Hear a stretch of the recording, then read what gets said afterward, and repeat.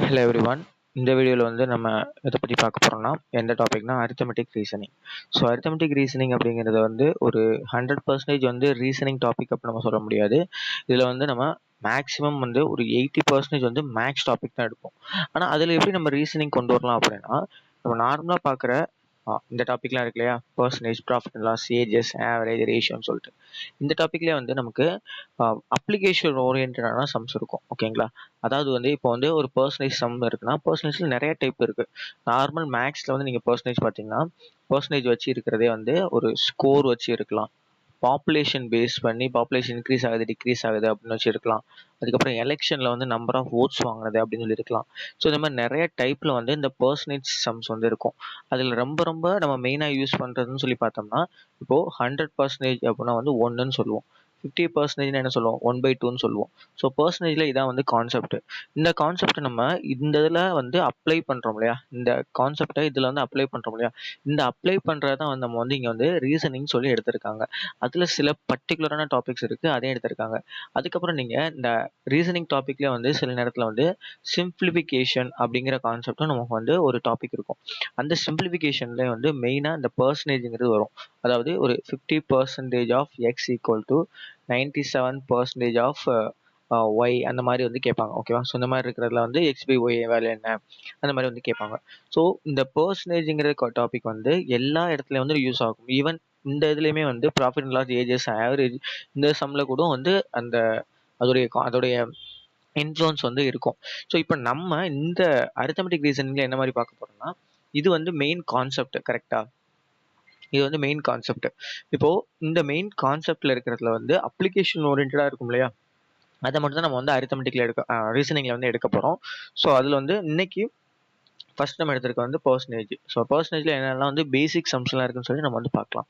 So first வந்து ராஜுவின் வருமானம் அவரது செலவை விட 20% அதிகம்.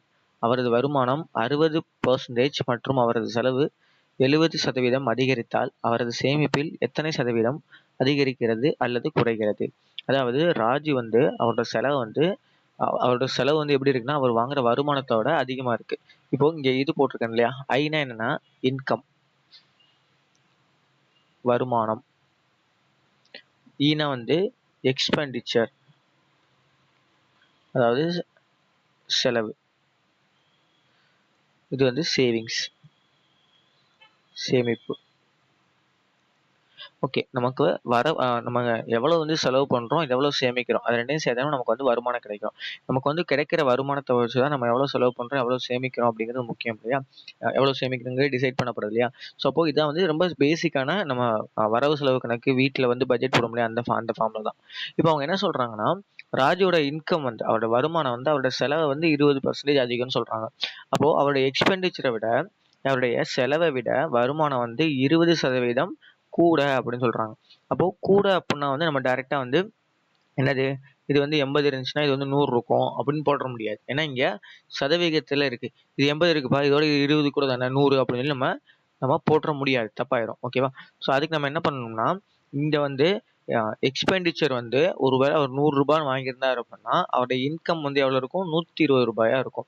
அப்ப இங்க மட்டும் 20 இருக்கு, இங்க மட்டும் ஏன் 20 இல்லை அப்படின்னு நீங்க கேட்கலாம். இங்க வந்து நம்ம சதவீதத்துல போடுறோம், பெர்சன்டேஜ்ல போடுறோம். இப்போ 100க்கு வந்து 20% அளவு 20, ஆனா 80க்கு 20% அளவு 16 தான் வரும். அப்போ அவரு வருமானம் 96 இருந்தா 80ங்கிறது செலவாகும். இப்போ இந்த ரேஷியோல இருந்துச்சு அப்படின்னா நமக்கு கொடுத்துருக்க சம்முக்கும் இதுக்கும் கரெக்ட் 20%. இப்போ 100 120 இருந்துச்சுன்னா அப்பயும் கரெக்ட், 20% கரெக்ட்னு சொல்லி அர்த்தம். ஓகேவா? உங்களுக்கு இந்த டிஃபரன்ஸ் புரியுது இல்லையா? சரி, ஓகே. இப்போ நமக்கு நம்ம இதில் பார்க்கறனால, ரீசனிங்கில் பார்க்கறனால இவ்வளோ இன்டெப்த்தாக போக தேவையில்ல. பட் தெரிஞ்சு வச்சுக்கணும், இந்த மேக்ஸிமம் இதெல்லாம் வந்து ரொம்ப பேசிக் தான். ஓகேவா? சரி, ஓகே. இப்போ கொஸ்டினில் போகலாம். ஸோ கொஸ்டின் என்ன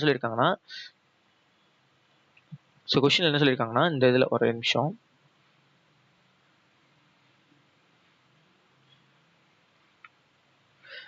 ஓகே, கொஸ்டின் வந்து இன்கம் விட எக்ஸ்பெண்டிச்சர் வந்து எக்ஸ்பெண்டிச்சரை விட இன்கம் வந்து 20% அதிகம்னு சொல்லியிருக்காங்க. அப்போது நான் என்ன எடுக்கிறேன், என்னுடைய எக்ஸ்பெண்டிச்சர் 100ன்னு எடுத்துக்கிறேன். ஏன்னா ஈஸியாக எனக்கு வந்து கால்குலேஷன் பண்ணுறதுக்கு. அப்போது 120 தான் வந்து கண்டிப்பாக என்னோட இன்கமாக இருக்கும். 120 வாங்குறேன், 100 செலவு பண்ணுறேன். அப்போ 20 வந்து நான் சேமிக்கிறேன். அதான் வந்து இங்கே வந்து போட்டிருக்கேன். ஓகேவா? இப்போ அடுத்து அவங்க என்ன சொல்கிறாங்கன்னா, அவரது வருமானம் 60%, அவரது செலவு 70% கூடுது அப்படின்னு சொல்றாங்க. அப்போ அவருடைய வருமானம் வந்து 60% கூடுது. அப்போ இந்த 120ல 60% எவ்வளோன்னு பார்க்கணும். அப்போ 60%னா 60/100 இன்ட்டு 120 போட்டோம்னா நமக்கு 72ன்னு கிடைக்குது. அப்போ முன்னாடி எவ்வளோ வாங்கிட்டு இருந்த சம்பளம்? ரூ. 120. இப்போ ரூ. 72 அதிகமாகுது அப்படின்னா 192 ஆயிரும். ஓகே, ஸோ 192 இப்போ செலவு வந்து எவ்வளோ ஆகுது? 70% இன்க்ரீஸ் ஆகுது. இப்போ 100ல 70%னா 70, அப்போ 170 ஆயிரும். இப்போ நமக்கு எவ்வளோ சேமிக்கிறார் அவரு? ரூ. 22 சேமிக்கிறார். இப்போ முன்னாடி ரூ. 20 சேமிச்சிட்டு இருந்தார், இப்போ ரூ. 22 சேமிக்கிறாரு. அப்போ நமக்கு என்ன கொஸ்டின் கேட்டிருக்காங்க? அவரது சேமிப்பில் எத்தனை சதவீதம் அதிகரிக்கிறது அல்லது குறைகிறதுன்னு கேட்டிருக்காங்க. கண்டிப்பா அதிகரிக்க தான் செய்யுது. ஏன்னா 20லிருந்து முன்னாடி ரூ. 20 சேமிச்சிட்டு இருந்தாரு, இப்போ ரூ. 22 சேமிக்கிறாரு. அப்போ அதிகரிக்க தான் செய்யுது. எவ்வளவு சதவீதம் அதிகரிக்குதுன்னு கேட்டிருக்காங்க. ஓகேவா? இப்போ இங்க வந்து நமக்கு 2% 2% கொடுத்துருக்காங்களா? இங்க 2 தான் கூடுதே தவிர 2% கூடல. அப்போ எவ்வளவு எவ்வளவு எதுல இருந்து எவ்வளவு கூடியிருக்கு? 2 கூடியிருக்கு. எதுல இருந்து 2 கூடியிருக்கு? 20லிருந்து 2 கூடியிருக்கு இன்ட்டு 100 போட்டோம்னா அப்படின்னா 10% கிடைக்கும். ஸோ அப்போ 10% இன்க்ரீஸ் ஆயிருக்கு. அவருடைய அந்த வரவு செலவு இது வந்து கூடினதுனால. ஓகேங்களா? அடுத்த கொஸ்டின் பார்க்கலாம். இது ரொம்ப எளிமையானது தான். ஆனால் பார்த்தோம்னா நமக்கு வந்து கொஞ்சம் குழப்பி விடுற மாதிரி இருக்கும். ஆப்ஷன்ஸ் பார்த்தோம்னா கொஞ்சம் குழப்பி விடுற மாதிரி இருக்கும். ரொம்ப எளிமையாக இது. என்னன்னா 20% of A equal to B அப்படின்னா பி பர்சன்டேஜ் ஆஃப் 20 எவ்வளோன்னு சொல்லி கேட்குறாங்க. சரி, ஓகே, நமக்கு இங்கே வந்து பி பர்சன்டேஜ் தான் வந்து நமக்கு வந்து கொஸ்டின். ஓகே, அப்போ பி ஓட வேல்யூ நமக்கு தெரிஞ்சிருச்சுன்னா இந்த வேலை ஈஸியாக போட்டுடலாம். இப்போ நமக்கு பி பர்சன்டேஜ் ஆஃப் 20 தான் தேவை. இந்த பிக்கு பதிலாக என்ன போடலாம்? 20% ஆஃப் ஏன்னு சொல்லிட்டு போடலாம். ஓகேவா? ஆனால் இங்கே பி பர்சன்டேஜும் இருக்குது, இங்கே 20% இருக்குது. அது நமக்கு கொஞ்சம் குழப்புற மாதிரி இருக்கும்.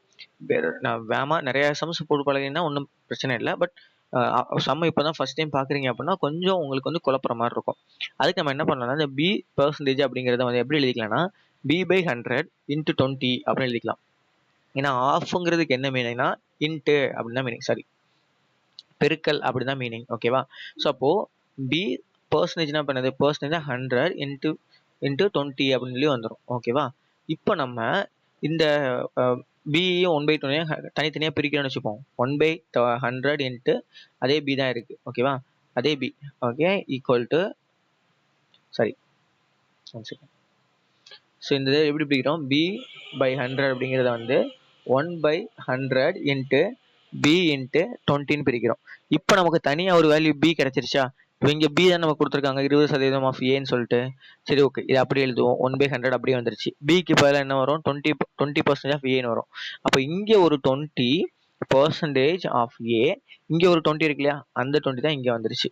ஸோ இப்போ நம்ம வந்து நார்மலாக வந்து இந்த 0 இந்த 0 இந்த 0 இந்த 0 கேன்சல் பண்ணோம் அப்படின்னா 2 2 4 4/100ன்னு வரும். இப்போ நம்ம அடிச்சிடக்கூடாது. 4/100னா 1/25 அப்படின்னு சொல்லி போட்டுறக்கூடாது. நமக்கு ஆப்ஷனில் பார்க்கணும். இந்த 4/100 என்ன எழுதலாம்? 4%ன்னு எழுதலாம். அப்போ 4% ஆஃப் ஏ தான் வந்து இதுக்கு வந்து ஆன்சராக வரும். அப்போ இது வந்து ரொம்ப எளிமையான கணக்கு தான். ஆனால் பார்க்கும் போதுல வந்து நமக்கு என்ன தெரியணும்னா இந்த இதை பிரிச்சோம்னா கொஞ்சம் ஈஸியாக இருக்குது. இது அப்படியே போட்டு பண்ணலாம். மேலே வந்து அப்படியே வந்து பிக்கு வந்து வேல்யூ 20% ஆஃப் ஏன்னு சொல்லி கூட போட்டு பண்ணலாம்.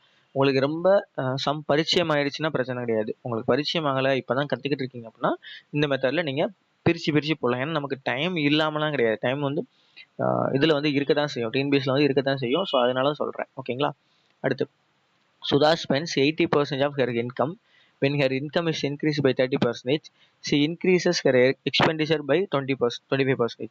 Her savings are. ஸோ இப்போ நம்ம அப்போ பார்த்த சம் மாதிரி தான். என்னன்னா சுதா தனது வருமானத்தில் 80% செலவழிக்கிறார். அப்போ 80 வருமானம் எவ்வளவு? 100ன்னு எடுத்துக்கிட்டோம் அப்படின்னா முன்னாடி அங்கே என்ன பண்ணோம்? இப்போ இன்கம் எக்ஸ்பெண்டிச்சர் சேவிங்னா அப்போது என்ன சொன்னாங்க? எக்ஸ்பெண்டிச்சரை விட இன்கம் வந்து 20% அதிகம் சொன்னாங்க. அதாவது செலவு வந்து வருமானம் வந்து செலவை விட 20% கூடுதுன்னு சொல்கிறாங்க. ஓகேவா? இங்கே என்ன சொல்கிறாங்க? சுதா வந்து 80% செலவழிக்கிறாருன்னு சொல்கிறாங்க. ரெண்டும் வந்து காமனான இதுதான். ஓகேவா? ஆனால் இது எதுலேருந்து எது போகுது, எதுலேருந்து எது எடுக்கிறோம் அப்படிங்கிறது முக்கியம். எந்த இதுலேருந்து எந்த பர்சன்டேஜ் எடுக்கிறோம் அப்படிங்கிறது ரொம்ப ரொம்ப முக்கியம். ஸோ இங்கே வந்து என்ன பண்ணுறோம்? இன்கம் வச்சா நமக்கு வந்து சொல்கிறாங்க. ஏன்னா இன்கம் செலவு பண்ணுறாங்க அப்படின்னா அதை வந்து இன்கம்லேருந்து தான் நம்ம வந்து செலவு பண்ண முடியும். அப்போ இன்கம்மை நம்ம 100% எடுத்தோம்னா அதுலேருந்து பர்சன்டேஜ் எடுக்கிறது நமக்கு ஈஸி.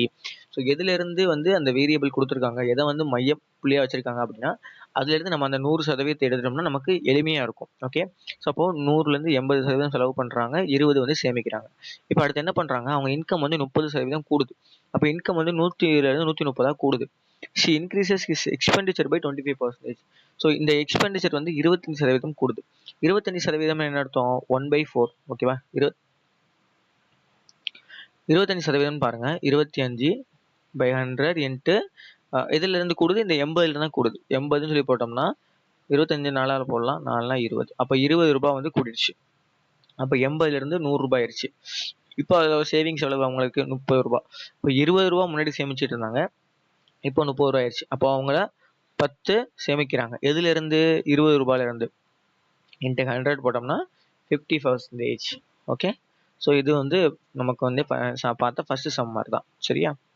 அடுத்து சம் ஆஃப் சேலரிஸ் ஆஃப் ஏ மற்றும் பியின் சம்பளத்தின் கூட்டுத்தொகை 42,000. ஏ தனது சம்பளத்தில் 75% மற்றும் பி தனது சம்பளத்தில் 90% செலவிடுகிறார். சரி, ஓகே. இப்போ என்ன சொல்றாங்கன்னா, ஏ வந்து 100% வந்து வாங்குறாங்க. ஓகே, 100% வந்து அவங்க சம்பளம் வாங்குறாங்க. அதில் 75% செலவழிச்சிடுறாங்க. அதான் நீங்கள் கொடுத்துருக்காங்க, 75% வந்து செலவழிச்சிடுறாங்க. அப்போ மிச்சம் எவ்வளோ இருக்கும்? 25% இங்கே இருக்கும். ஓகேவா? அப்போ இது வந்து சேவிங்ஸு, இது எக்ஸ்பெண்டிச்சரு, இது வந்து இன்கம். இப்போ பி வந்து என்ன பண்றாங்க? பி வந்து தன்னோட சம்பளத்துல வந்து 90% செலவழிச்சிடுறாங்க. அப்போ 100% வாங்குவாங்க, 90% செலவழிச்சிடுறாங்க, 10% சேவிங்ஸ்ல இருக்கும். இது எல்லாமே வந்து சேவிங்ஸ் தான். சரியா? சரி, இப்போ அடுத்து பார்ப்போம். இப்போ அவங்க அப்படியே இருந்தா ஏவோட சம்பளம் எவ்வளவுன்னு சொல்லி கேட்குறாங்க. இப்போ நமக்கு ஏவோட சம்பளம் எவ்வளவுனே தெரியும். அதுக்கப்புறம் இன்னொன்று சொல்லியிருக்காங்க என்னன்னா, இப்போது அவர்களின் சேமிப்பு அப்படியே உள்ளது. அப்படியே உள்ளனா இங்க இங்கிலீஷ்ல பாருங்க, now their savings are same. அதாவது இந்த சேவிங்ஸ் இருக்கு இல்லையா, இதுல வந்து ஒரு 10,000 ரூபாய் இருக்குன்னு வச்சுப்போமே. இந்த 10,000 ரூபாயும் இங்கேயும் 10,000 ரூபாய் தான் இருக்குன்னு அர்த்தம். புரியுதா உங்களுக்கு? இவருடைய இன்கம் எவ்வளவுனே நமக்கு தெரியாது. ஏவோட இன்கம் எவ்வளவுனே தெரியாது. ஆனா 100% நம்ம சொல்றோம். பியோட இன்கம் நமக்கு எவ்வளவுனே தெரியாது. ஆனா 2 பேரும் வந்து சம் அமௌண்ட் செலவழிக்கிறாங்க. அந்த செலவழிக்கிற அமௌண்ட்டும் டிஃப்ரெண்ட் தான், சேம் கிடையாது. ஆனா என்னன்னா, அந்த டிஃப்ரெண்டா செலவழிச்சாலுமே அவங்க கையில சேமிப்புன்றது சேமா இருக்கு. சரி, இதை எப்படி அப்ரோச் பண்றது அப்படின்னா, இந்த மாதிரி இருக்கிறதுக்கெல்லாம் வந்து நமக்கு எல்சிஎம் அப்படிங்கிற கான்செப்ட் எடுக்கணும். ஸோ அப்படிங்கிறது எடுத்தோம் அப்படின்னா, இப்போ இந்த ரெண்டுக்குமே வந்து காமனா என்ன பண்ணலாம்? 25யும் 10யும் காமன் எடுக்கணும்னா இதை இன்ட்டு 10ஆல மல்டிப்ளை பண்ணணும், இதை இன்ட்டு 25ஆல மல்டிப்ளை பண்ணணும். இப்போ இந்த ரெண்டை பண்ணோம்னா என்ன வரும்? இது 250 வரும், இது 250 வரும். அப்போ கொஸ்டின்ல கொடுத்த மாதிரி நமக்கு இந்த ரெண்டுமே வந்து ஈக்குவல் ஆயிரும். ஓகே, ஸோ அதான் நான் பண்ணியிருக்கேன். 25 இன்ட்டு 10ன்னு போட்டோம்னா 250 ஆகுது, 10 இன்ட்டு 25னா 250 ஆகுது. அப்போ இங்க வந்து இது இன்கமு, இது எக்ஸ்பெண்டிச்சர்னு வச்சுப்போம். ஓகேவா? இது இன்கமு, இது எக்ஸ்பெண்டிச்சர் வச்சுப்போம். இது சேவிங்ஸ். இப்போ சேவிங்ஸ்ல இன்ட்டு 10 பண்றோமா, அப்போ எக்ஸ்பெண்டிச்சர்ல இன்ட்டு 10 பண்ணணும். இதோட எக்ஸ்பெண்டிச்சர் என்னது? 75%. இப்போ பார்த்தோம் இல்லையா, 75%, 90%. ஸோ 75% இன்ட்டு 10 பண்ணோம்னா 750 கிடைக்குது. 90 இன்ட்டு 25 பண்ணோம்னா 2,250 ரூபா கிடைக்குது. ஓகேவா? அப்போ ஒருத்தர் வந்து அவர் வந்து 75% வந்து செலவு பண்றாங்க. அந்த 75% தான் 750 அப்படின்னா அவருடைய இன்கம் எவ்வளவா இருக்கும்? 100% இருக்கும். ஓகேவா? அப்போ 75% 750 ரூபானா 100% எவ்வளவு? 1000 ரூபாயா வரும். அதே மாதிரி தான் இவர் வந்து என்னது 90% செலவழிக்கிறாரா, அப்போ 90% தான் இந்த 2,250 இருந்துச்சு அப்படின்னா இந்த 100% எவ்வளவா இருக்கும்? 100% வந்து 2,500 இருக்கும். ஓகே, இப்போ நமக்கு ஒரு வேல்யூ கிடைச்சிருச்சா? இந்த வேல்யூ தான் கரெக்டானு சொல்ல முடியாது. ஒரு வேல்யூ கிடைச்சிருச்சு. நம்ம வந்து 250 250ன்னு சொல்லிட்டு நம்ம வந்து ரஃபா ஒன்று எடுத்தோம். இப்போ இதுல வந்து வேற நம்பர் எல்சிஎம் எடுத்து வேற நம்பர் கூட போட்டோம்னா வேற பெரிய நம்பரோ இல்லை சின்ன நம்பரோ வரும். அந்த நம்பரையும் எடுத்து சேமா ஈக்குவல் பண்ணீங்கன்னா இங்க ஒரு வேற வேல்யூ கிடைக்கும். ஆனா ஃபைனல் ஆன்சர் கரெக்டாக தான் வரும். ஸோ நான் இப்போ சொல்றதை மட்டும் புரிஞ்சுக்கோங்க. ஃபர்ஸ்ட் நம்ம என்ன பண்ணணும்? கொடுத்துருக்கிறது வந்து சேம்னு கொடுத்துருக்கனால அதை எல்சிஎம் எடுத்து அதை வந்து ஒரே நம்பர் ஆக்கணும். இப்போ இங்க வந்து இன்ட்டு 10 ஆக்குறதுனால அதே மாதிரி இங்க எக்ஸ்பெண்டிச்சர்லயும் இன்ட்டு 10 இன்ட்டு 25 ஆக்கணும். அப்போ இது இந்த 75%ங்கிறது 750 இருக்கும் முதல்ல, 100%ங்கிறது 1000 ஆகும், 90% 2,250 இருக்கும் முதல்ல, 100%ங்கிறது 2,500 ஆகும். நமக்கு இப்போ கேள்வியில் என்ன கொடுத்துருக்காங்க? ஏ மற்றும் பியின் சம்பளத்தின் கூட்டுத்தொகை 42,000 கொடுத்துருக்காங்க. அப்போ நமக்கு இந்த இதுதான் வந்து கூட்டுத்தொகை. இப்போ இந்த 1000ம் 2,500 சேர்த்து இருந்தானே 3,500. ஏன்னா அதுதான் வந்து நம்ம கொடுத்துருக்காங்க. அந்த 3,500 தான் நமக்கு என்னன்னு சொல்றாங்க? 42,000 சொல்றாங்க. அப்போ நமக்கு என்ன கேட்டிருக்காங்க? ஏவோட சம்பளம் தான் கேட்டிருக்காங்க. ஏவோட சம்பளம் நம்ம என்னவா வந்து நம்ம வந்து கெஸ்ட்ல வச்சிருக்கோம்? 1000 வச்சிருக்கோம். அப்போ 3,500 ரூபா வந்து 42,000னா 1000 ரூபா வந்து எவ்வளவு அப்படின்னு கண்டுபிடிக்கணும். ஸோ இதை கிராஸ் மல்டிப்ளை பண்ணலாம் கண்டுபிடிச்சிங்க அப்படின்னா 12,000 ரூபா வரும். ஓகே, ஸோ இவ்வளோதான், சிம்பிள் தான். அடுத்து சர்க்கரை விலை 10% குறைக்கப்பட்டுள்ளது. செலவில் எந்த மாற்றமும் ஏற்படாத வகையில் ஒரு நபர் நுகர்வை எத்தனை சதவீதம் அதிகரிக்க முடியும்? சரி, ஓகே. இப்போ நமக்கு 1 கிலோ அரிசி வந்து 1 கிலோ அரிசி வந்து 10 ரூபான்னு சொன்னால் 1 கிலோ அரிசி 10 ரூபா அப்படின்னா 10 கிலோ வாங்கினா எத்தனை ரூபா ஆகும்? 10 × 10ன்னு சொல்லி போட்டு 100 ரூபான்னு வரும். ஓகேவா? அப்போ இதில் நம்ம என்ன பண்ணுறோம்? ஒரு இதோடைய ப்ரைஸு, ஓகேவா? இந்த 10ங்கிறது என்னது? ப்ரைஸு. இந்த 10ங்கிறது என்னது? கிலோ. இதுங்கிறது என்னது? நமக்கு எக்ஸ்பெண்டிச்சர், செலவு பண்ணுறது அப்படின்னு அர்த்தம். அப்போது price into number of items இல்லை நம்பர் ஆஃப் கமோடிட்டி ஏதாவது சொல்லுவோம். Price of item into number of commodity equal to நமக்கு என்னது? எக்ஸ்பெண்டிச்சர் அப்படின்னு சொல்லி நமக்கு தெரியும். இது ரொம்ப சிம்பிள் தான். நீங்கள் கடையில் போய் வாங்குற காய்கறி கணக்கு மாதிரி தான். சரியா? சரி, ஓகே. இப்போ நமக்கு என்ன சொல்லியிருக்காங்க? ஃபஸ்ட்டு ப்ரைஸ் வந்து சுகர் 10% குறையுதுன்னு சொல்கிறாங்க. இப்போ இது வந்து இனிஷியலாக இருந்த விலை. ஓகேவா? முதல்ல வந்து இருந்த விலை. இது வந்து நமக்கு வந்து ஃபைனலாக இருக்கிற விலை. இப்போ ஃபஸ்ட்டு வந்து என்னது? 100 ரூபான்னு இருக்குன்னு வச்சுப்போம். ஒரு சர்க்கரை விலை வந்து 1 கிலோ சர்க்கரை வந்து 100 ரூபா இருக்குன்னு வச்சுப்போம். அப்போ எவ்வளோ இருக்குது? 90 ரூபாயா அது வந்து கன்வெர்ட் ஆகுது. ஓகே. இப்போ நான் வந்து வந்து 10 கிலோ வாங்குறேன். அதாவது கன்சப்ஷன். ஓகேவா? நான் நம்பர் ஆஃப் ஐட்டம்ஸ் இருக்கு இல்லையா? அதான் கன்சப்ஷன். 10 கிலோ வாங்குறேன். அப்போ முன்னாடி இருக்கும் போதில் 1 கிலோ 100 ரூபாங்கிற போதில் 10 கிலோ எவ்வளவு? 1000 ரூபாய் நமக்கு வந்து கிடைக்கும். இப்போது விலை வந்து குறைஞ்சிட்டு. ஓகே, விலை குறைஞ்சிட்டு. ஆனால் நான் வந்து விலை குறைஞ்சாலுமே வந்து விலை குறைஞ்சா நான் என்னப்பா, விலை குறைஞ்சாலுமே வந்து 1000 ரூபாய் எனக்கு சீனி வேணும்ப்பா, எவ்வளோ கொடுக்க முடியுமோ கொடு அப்படின்னு சொன்னால், விலை குறைஞ்சாலும் என்ன ஆகும்? நம்பர் ஆஃப் ஐட்டம்ஸ் வந்து நமக்கு வந்து கூடும். அந்த கூடுறதான் எவ்வளோன்னு சொல்லி கேட்டிருக்காங்க. ஓகேவா? So by how many percentage இருக்கு பாருங்க, ஏற்படாத வகையில் எத்தனை சதவீதம் நுகர்வைனா கன்சப்ஷன், நுகர்வை எத்தனை சதவீதம் அதிகரிக்க முடியும்னு கேட்டிருக்காங்க. அப்போது நான் வந்து இந்த இந்த இந்த ரூபாயை நான் மாற்றவே மாட்டேன். ஓகேவா? நான் செலவு பண்ணுறது அதுதான், அதை மாற்றவே மாட்டேன். அப்போ 1000 ரூபான்னு இருக்குது. ஆனால் இங்கே எவ்வளோன்னு நமக்கு வந்து தெரில. இப்போ நம்ம ஃபஸ்ட் என்ன பண்ணோம்? 100 × 10 1000 கிடச்சிச்சா? அப்போது 90 × சம்திங் ஏதோ ஒரு வேல்யூ போட்டால் தானே இந்த இது கிடைக்கும். ஓகே, அப்போது 90 × ஏதோ ஒரு வேல்யூ ஈக்குவல் டு 1000. ஓகே, இப்போ நமக்கு x is equal to 1000 divided by 90 அப்படின்னு சொல்லி போட்டோம்னா 100/9 கிடைக்குது. அப்போது இவ்வளோ அமௌண்ட் வந்து எனக்கு வந்து வந்துருச்சு. 90 இதுன்னு வந்துருச்சுன்னு வச்சுக்கோங்களேன். இப்போ ஒரு எக்ஸாம்பிளுக்கு சொல்கிறேன். 90 வந்து 99 இருக்குன்னு வச்சுக்கோங்க. அப்போ எவ்வளோ கிடைக்கும்? 11 கிடைக்கும். ஓகேவா? அப்போது வந்து நான் வந்து 10 கிலோ வாங்கிட்டு இருந்தேன். இப்போ நான் வந்து 11 கிலோ வாங்கினேன். எக்ஸாக்டாக கிடையாது, அப்ராக்சிமேட்லி சொல்கிறேன். ஸோ நான் இப்போ வந்து 11 கிலோ வாங்குறேன். இப்போ நமக்கு அந்த டிஃப்ரென்ஸ் புரியுதா? அதாவது வந்து அதே ரேட்டு தான், சாரி அதே ரூபா தான் நான் கொடுத்து வாங்க போகிறேன். ஆனால் என்னென்னா எனக்கு வந்து விலை குறைஞ்சனால எனக்கு வந்து அந்த கேஜி வந்து கூடுது, இன்க்ரீஸ் ஆகுது. 10,000 11 இன்க்ரீஸ் ஆகுது. இப்போ வந்து அந்த 11ங்கிற சொல்கிற பேர் இல்லைன்னா 100 அதாவது எக்ஸாக்டாக சொல்லணும்னா 100/9 அப்படிங்கிறதா வந்து ஆன்சராக இருக்கும். ஓகேவா? ஸோ 100/9 இதுக்கு வந்து ஆன்சர். ஓகே, அவ்வளோதான். ஸோ இது மாதிரி வந்து இதுதான் வந்து ரொம்ப பேசிக்கான கொஷின்ஸ் தான். பர்சன்டேஜ் டாபிக்ஸ் வச்சு இந்த அப்ளிகேஷன் ஓரியன்டாக இருக்கிறத வச்சும் இது வந்து பேசிக்கான கொஷின் தான். ஸோ இந்த சீரீஸில் வந்து ப்ராஃபிட் அண்ட் லாஸ், ஏஜஸ்ஸு இதெல்லாம் வந்து போகும். அது எல்லாத்துலேயுமே வந்து பேசிக்காக இருக்கிற ஒரு 4-5 கொஷின்ஸ் மட்டும் நான் சால்வ் பண்ணி சொல்கிறேன். ஓகேவா?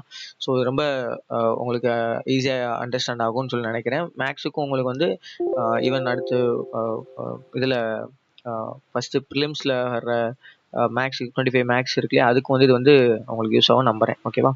எவ்வளோ நேரம் பொறுமையாக கேட்டதுக்கு தேங்க்யூ ஸோ மச்.